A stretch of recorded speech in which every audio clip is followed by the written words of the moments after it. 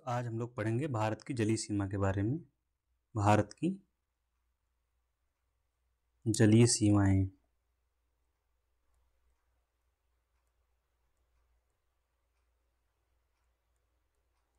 इससे पहले हम लोगों ने भारत की स्थलीय सीमा के बारे में पढ़ लिया है। अब हम लोग जलीय सीमा के बारे में पढ़ेंगे। ठीक है। स्थलीय सीमा में हम लोगों ने पढ़ा था कि सबसे लंबी सीमा भारत की किस देश के साथ लगती है। तो किसके साथ लगती है? That is Bangladesh. कितनी लगती है? 40-96 किलोमीटर। दूसरे नंबर पर चीन के साथ लगती है। तीसरा नंबर आपका पाकिस्तान का है। तो इतना तो आप लोग याद रखिए कम से कम। सबसे कम किससे लगती है? सबसे कम लगती है अफगानिस्तान के साथ।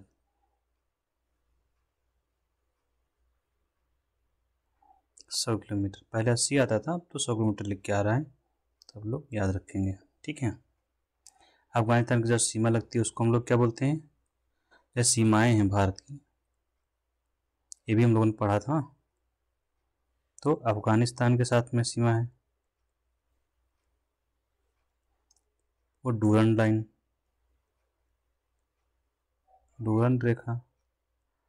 पाकिस्तान के साथ में है, पाकिस्तान मतलब पाकिस्तान, पवित्र स्थान। अफगानिस्तान अफगानों का स्थान। इसके साथ है रेड क्लिफ। चीन के साथ मैकमोहन। कहाँ है? पूर्व में है मैकमोहन।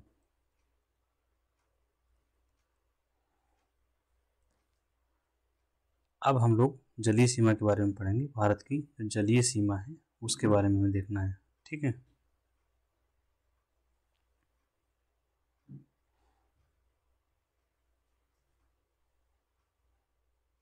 भारत की जलीय सीमा कितनी है और किन राज्यों के साथ, किन देशों के साथ सीमा लगती है? तो हम लोग पहले भारत का मैप बना लेते हैं एज यूजुअल।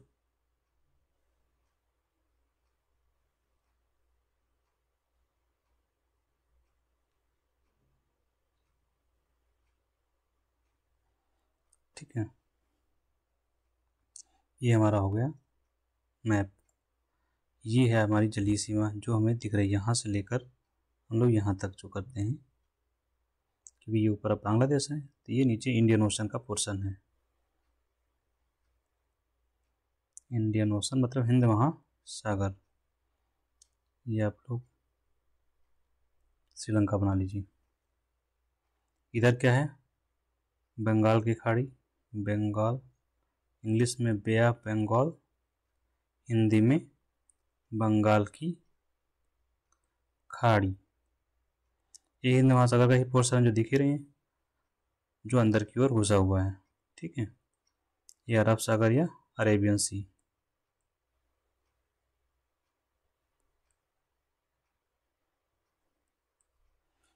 हम लोग अब पढ़ रहे हैं इस समय स्थलीय जलीय सीमाओं के बारे में। तो भारत की जलीय सीमा कितनी, लंबाई कितनी है? जलीय सीमा की लंबाई, जलीय सीमा की लंबाई है 6100 किलोमीटर। ये मुख्य भूमि वाली। और कुल द्वीपों सहित लंबाई कितनी है? द्वीप मतलब ये जो यहाँ पर आपका द्वीप अंडमान, वो लक्षद्वीप। ये कौन सा द्वीप होगा? लक्षद्वीप। कई द्वीप हैं इसमें। ठीक है, समूह, छोटे छोटे द्वीप हैं। ऐसे ऐसे यहाँ अंडमान में भी कई सारे द्वीप हैं। अंडमान निकोबार द्वीप समूह है। तो इनकी तट को मिलाकर कितनी लंबाई होगी? द्वीपों सहित, द्वीपों समेत या द्वीपों सहित देश की कुल तटीय सीमा है, देश की कुल तटीय सीमा कितनी है? 7516 किलोमीटर। द्वीपों को तटरेखा मिला करके अगर हम इसको जोड़ देते हैं तो भारत की कुल सीमा निकलकर सामने आ जाएगी। तो कुल सीमा कितनी होगी भारत की? कुल सीमा बराबर होगा तटीय सीमा प्लस तटीय सीमा प्लस स्थलीय सीमा।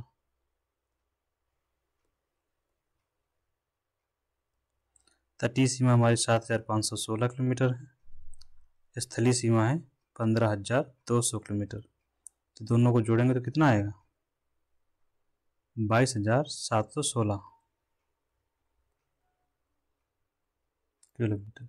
ये कुल सीमा हो गई। इससे जुड़े हुए कुछ बातें और आती हैं इसमें, जो हम लोग देख लेते हैं इसमें कि मुख्य भूमि की जो अगला पॉइंट हम लोग देखते हैं, जो मुख्य भूमि की तटीय सीमा है, मुख्य भूमि आप लोग समझ गए होंगे, बार बार मैं बता रहा हूँ मुख्य भूमि क्या होती है। मुख्य भूमि की तटीय सीमा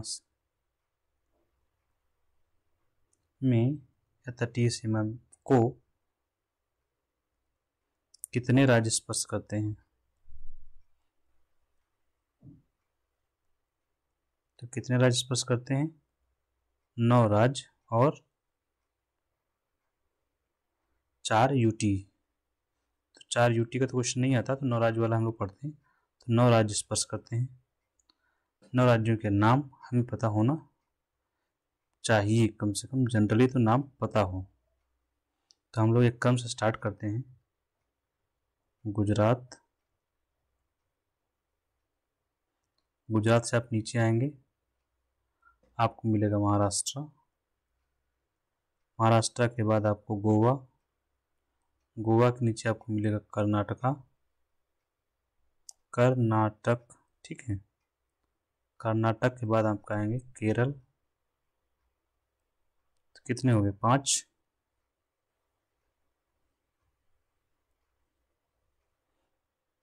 इसको हम लोग ऐसे लिखते हैं, ठीक है। केरल के बाद आप मुड़ेंगे तो आपको तमिलनाडु मिल जाएगा।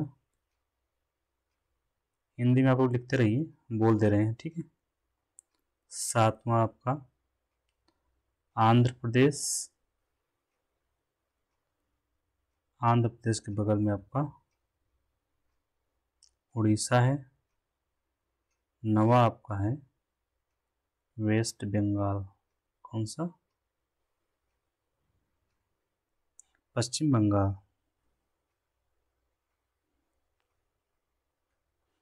यूटी अगर लिखना चाह रहे हैं तो 4 यूटी हैं, वो भी लिख लेते हैं। 4 कितने राज्य हो गए? 9 और यूटी हो गए 4। 4 यूटी में तो एक आप यही लक्षद्वीप हो गया, एक ही आपका अंडमान हो गया, तो 2 तो यही हो गए। एक हो गया लक्षद्वीप, दूसरा हो गया अंडमान निकोबार द्वीप समूह, ठीक है। इसके बाद दमन दीव, इसके बाद आपका दमन दीव, और चौथा आपका हो जाएगा पुदुचेरी या पांडिचेरी। तो हमने 9 + 4 देख ली, 9 राज्य प्लस 4 यूटी, ठीक है। कोई डाउट नहीं है ना? आगे बढ़ते हैं हम लोग। भारत की जो वैश्विक स्तर पर सीमाएं होती हैं, जलीय सीमा का निर्धारण जो होता है वो कैसे, कितने भागों में बांटा जाता है? तो जलीय सीमा का विभाजन या जलीय सीमा का विभाजन कैसे होता है, पहले हम लोग समझ लेते हैं, फिर आगे पढ़ेंगे। कौन करता है जलीय सीमा का विभाजन? तो International Maritime Organization, international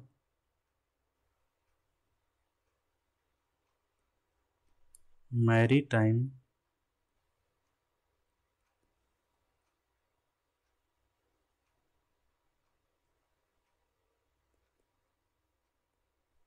organisation, अंतर्राष्ट्रीय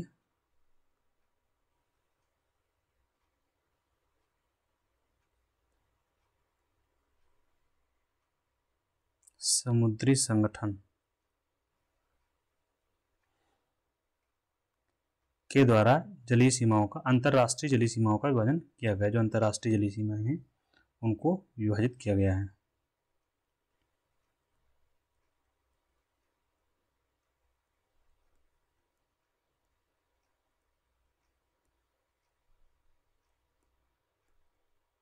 सीमा का विभाजन। संधि है कौन सी? अंकलास, UNCLOS। ये तो हुआ United Nation Convention on the law of the sea, ठीक है। Full form United Nation Convention, L for law, O for of, on the law of sea, the भी यूज करते हैं। ये हो गया आपका। इसके आधार पर जलीय सीमा का विभाजन कैसे किया गया है वो हम लोग देखते हैं। तो जलीय सीमा का विभाजन किया गया है 3 भागों में।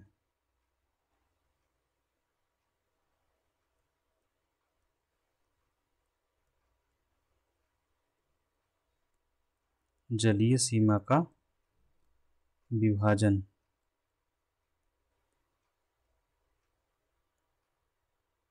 3 भागों में किया गया है इनके द्वारा। क्या है 3 भाग? पहला है इनका प्रादेशिक जल सीमा,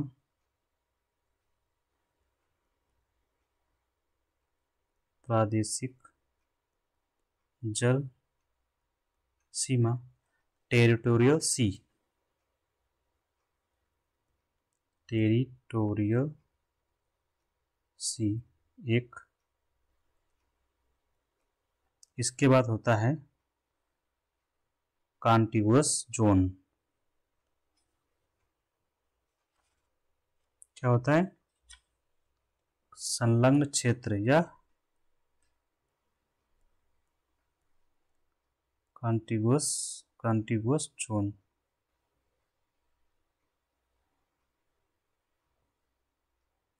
कॉन्टिगुअस जोन। और तीसरा है एक्सक्लूसिव इकोनॉमिक जोन, अनन्य आर्थिक क्षेत्र। परेशान नहीं होना है, सिर्फ नाम याद कर लीजिए, बाकी मैं समझा देता हूँ क्योंकि इतना टफ है नहीं। सिर्फ नाम इसके टफ दिख रहे हैं आपको, जो इसमें क्वेश्चन पूछा जाएगा वो हम समझा देंगे तो आप लोग लगा लेंगे, ऐसा कुछ नहीं है इसमें, ठीक है। तो ये 3 भाग हम लोगों ने देख लिए, एक टेरिटोरियल सी, दूसरा कॉन्टिगुअस जोन और तीसरा है एक्सक्लूसिव इकोनॉमिक जोन। तो हम लोग पहले से शुरू करते हैं टेरिटोरियल सी से।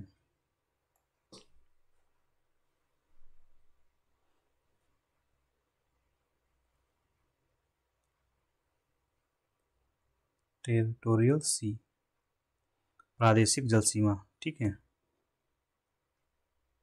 लिख ही देते हैं ना, आप लोग लिख तो ले ही रहे होंगे, फिर भी मैं हिंदी में लिख दे रहा हूँ।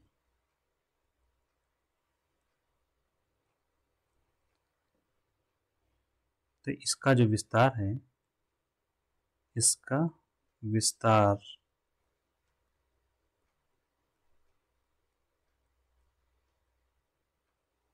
आधार रेखा से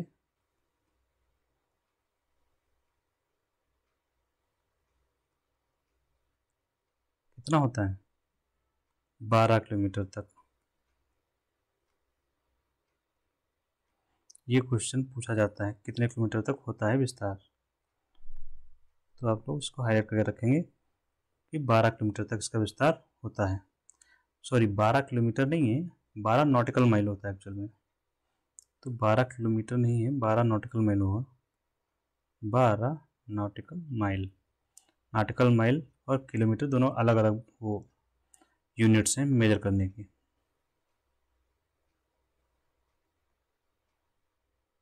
ठीक है। 12 नॉटिकल माइल या हिंदी में 12 समुद्री मील।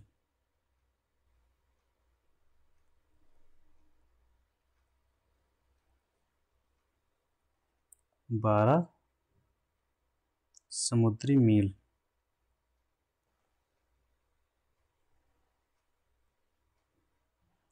ठीक है। 12 समुद्री मील तक विस्तृत है। इस पर भारत को क्या राइट्स प्राप्त होते हैं? संपूर्ण अधिकार भारत को इस पर होता है। संपूर्ण अधिकार मतलब यहाँ पर हम कुछ भी काम कर सकते हैं। संपूर्ण अधिकार प्राप्त है भारत को।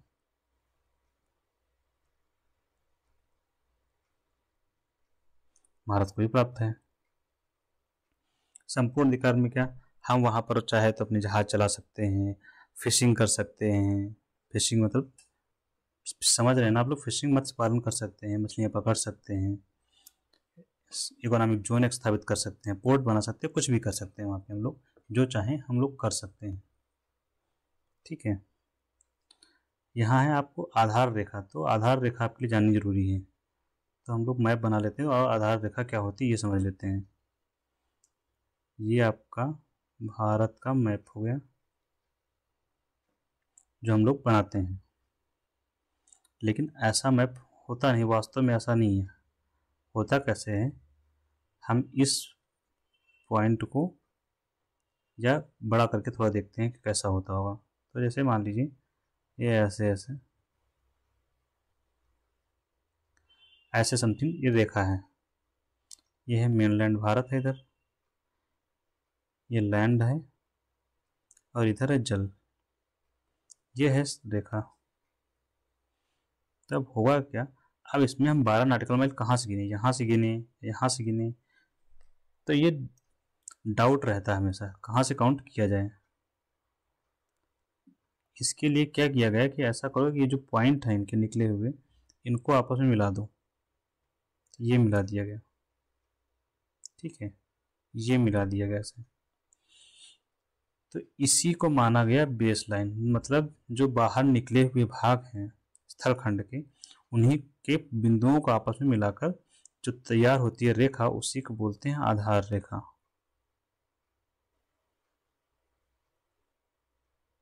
इंग्लिश में बेस लाइन।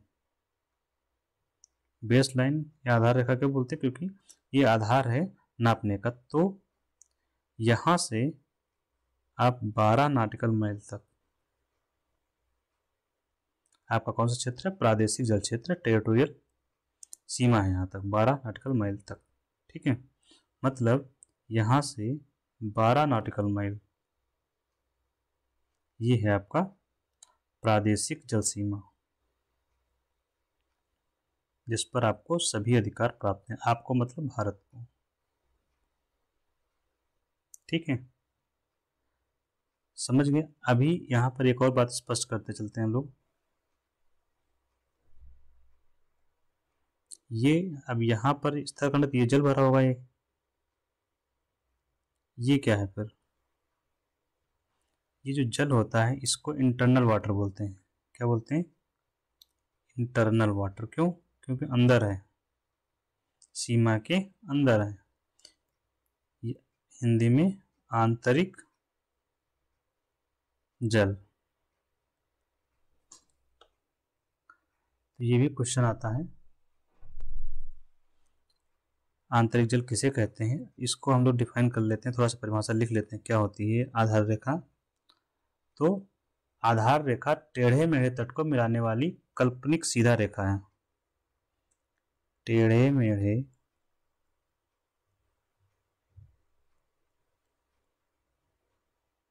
तट को मिलाने वाली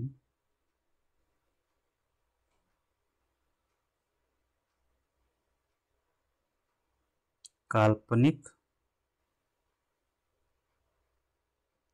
सीधी रेखा है। दो चीजें हैं, वास्तव में कोई रेखा नहीं है अगर एक काल्पनिक है, और जो सबसे महत्वपूर्ण है इसके बारे में वो क्या, सीधी रेखा है। ये आपको याद रखना है। यहाँ पे आपको दो क्वेश्चन पूछे जाते हैं, कभी कभी आधार लाइन पूछा जाता है ये, और इंटरनल वाटर क्या होता है ये, प्लस प्रादेशिक जल सीमा की लंबाई कितनी है, कहाँ तक है विस्तार इसका, वो पूछा जाता है। ठीक है, तो हमने प्रादेशिक जल सीमा समझ लिया, इंटरनल वाटर जान लिया, बेस लाइन समझ लिया। अब अगला दूसरा है संलग्न क्षेत्र। संलग्न का मतलब लगा हुआ,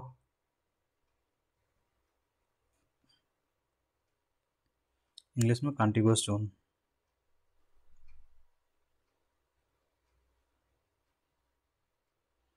कोई डाउट नहीं रहना चाहिए पढ़ते समय।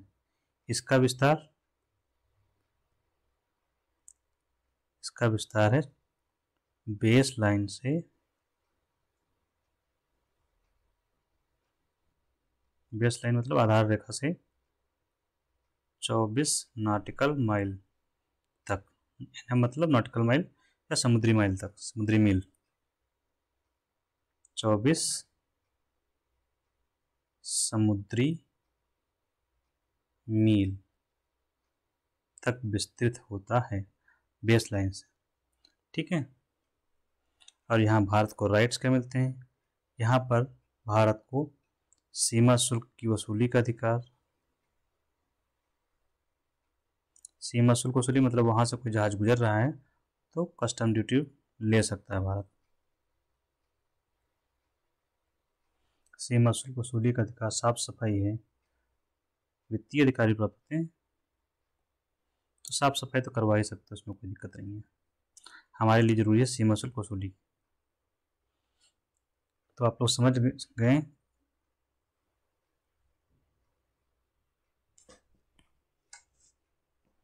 कि भारत को संलग्न क्षेत्र में क्या अधिकार प्राप्त होते हैं। मैप में हम लोग देख लेते हैं कहाँ तक होगा। अगर हम बनाते हैं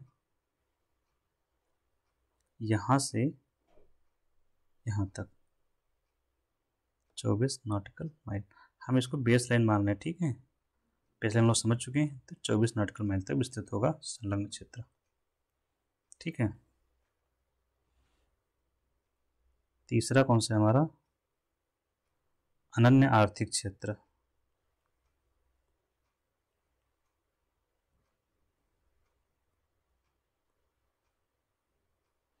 ये 24 नॉटिकल माइल, ये भी क्वेश्चन को पूछा जाता है। इसको इंग्लिश में क्या बोलेंगे? एक्सक्लूसिव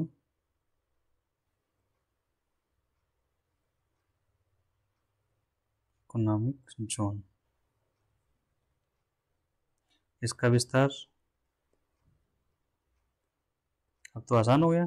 पहले का 12 है, दूसरे का 24 है और तीसरे का 200 है। 200 नॉटिकल माइल। मैप खींची और यहाँ से 200 नॉटिकल माइल। इकोनॉमिक जोन जो लास्ट में लिखा हुआ उसी से पता चल रहा है कि ये आर्थिक क्रिया आप कोई भी कर सकते हैं यहाँ पर। मतलब वैज्ञानिक अनुसंधान, प्राकृतिक संसाधनों का दोहन, वैज्ञानिक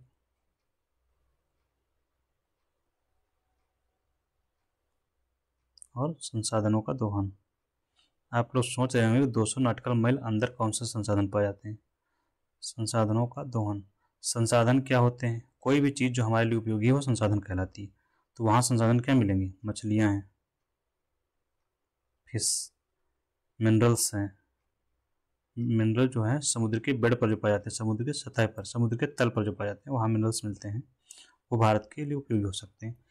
एक्सक्लूसिव मतलब होता है केवल और केवल, मतलब केवल वहाँ पर आर्थिक क्रिया भारत कर सकता है। अगर वहाँ से कोई जहाज गुजरेगा तो सीमा शुल्क की वसूली नहीं कर सकता।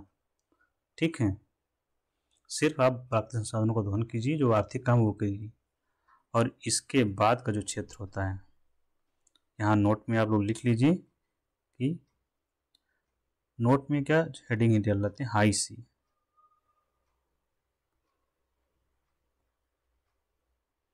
तो 200 नॉटिकल माइल के बाद का क्षेत्र होता है हाई सी।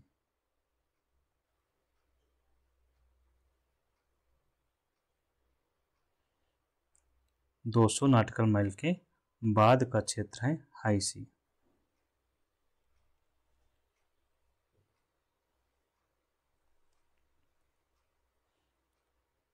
हाई सी को क्या बोलते हैं हिंदी में? उच्च सागर।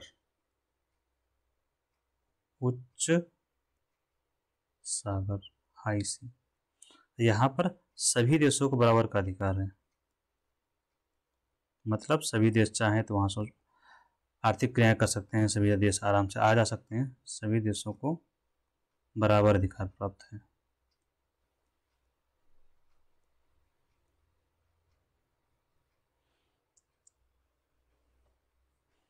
तो हाई सी को दिखाना है, हम लोग मैप बनाएंगे ऐसे। ये हमारा हो गया यहाँ तक हो गया आपका 200 नॉटिकल माइल, जो है आपका क्या EEZ, और इस तरफ सारा क्षेत्र ये क्या है हाई सी। हाई सी में क्या, सबको बराबर अधिकार, सबको बराबर मतलब सभी देशों को बराबर, कोई भी देश यहाँ से गुजर सकता है, कोई यहाँ माइनिंग कर सकता है, जो कुछ करना, सब जो कुछ होगा सबके लिए बराबरी होगा, किसी को विशेष प्रिविलेज नहीं मिलेगी।